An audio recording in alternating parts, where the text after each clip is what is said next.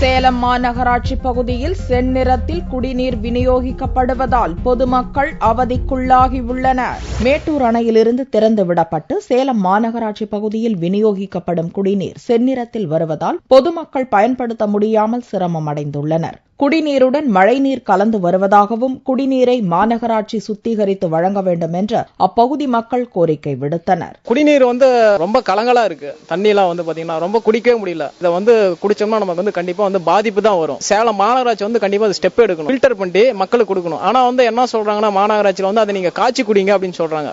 இது காய்ச்சி குடிக்கிறதுனால ஒரு பிரயோஜனமும் கிடையாது. சுத்தரிப்பு பண்ணி அதுக்கப்புறம் தான் நம்ம காய்ச்சி குடிக்கணும். தொடர்ந்து 2 நாட்களாக மாநகராட்சி குடிநீர் குழாய்களில் தண்ணீர் சப்ளை செய்யப்பட்டாலும் அதை பயன்படுத்த பொதுமக்கள் முன்வரவில்லை. செந்நிறத்தில் வரும் தண்ணீரை குடிப்பதன் மூலம் நோய் பரவும் அபாயம் ஏற்படலாம் என்ற அச்சமே இதற்கு காரணமாக உள்ளது. சாக்கடையில் வர மாதிரியே தான் அங்க தண்ணி வருது. கேன் தண்ணி டெய்லி வாங்குற அளவுக்கு எங்களுக்கு எல்லாம் வசதி கிடையாது.